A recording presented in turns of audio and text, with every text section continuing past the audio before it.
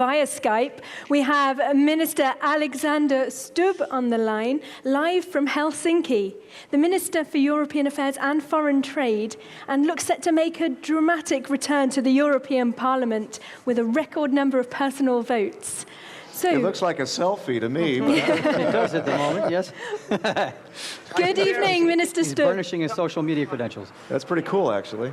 It is. It is. Do you want to sit around here? There you go. That's what it looks like. We're out on the terrace, and as always, Finland plus 24 degrees and sunny. Nice sunset there, yeah. Wouldn't mind good. having that. No, the sun doesn't set here in the summer, so you should come here for white nights. I love it, love it. Things are looking, I can barely hear you, but all I can tell you is that things are looking really good for EPP here. We're still hanging on to the fourth seat. We've got about, let's see, 45% of the votes counted. And it's going to be a tight call, but we'll see how it goes. Yeah, go ahead. I was going to say, just jumping in, Finland's come a long way in competitiveness and innovation in a short time.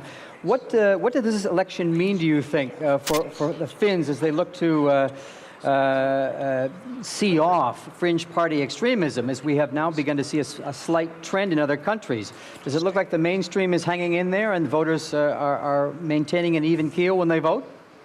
Oh yeah, definitely. I mean, the EPP mainstream has hung on. I mean, the economic financial crisis, euro crisis, has been a bit tough in the cooking. But the true Finns, who are basically the anti-European party in Finland, they polled much worse than they were actually expected. Yes, they will get one more seat, but in terms of percentages, they are probably 4 to 5% down from the opinion polls. They were expected to hit about 70%, but they're going to go between 12 and 13. So for us, I think it's good news. I do think that the situation in Ukraine influenced the voting patterns a little bit, but I think this is very much an election victory for the centre-right, for sensible economic policy, and for the EPP. So we're all quite pleased here. What do you see, sir, for future alliances within the Parliament based on what we've seen so far? How do you think things are shaping up? I think it's going to look like red-blue. In other words, EPP and Social Democrats. That's pretty much the coalition that we have here in Finland as well at the moment. So we're willing to work with that. I think we're going to have a critical mass of pro-European parties.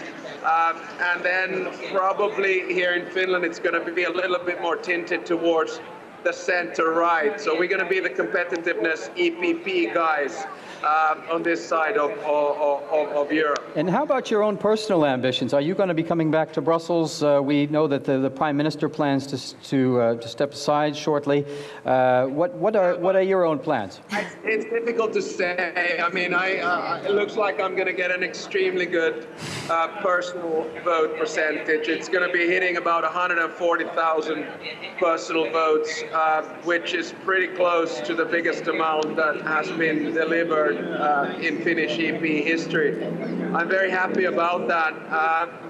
Now we have the PM elections, or basically the Kokoomus chairmanship elections, coming in 3 weeks, and we'll see how that goes. It's not a foregone conclusion in any which way.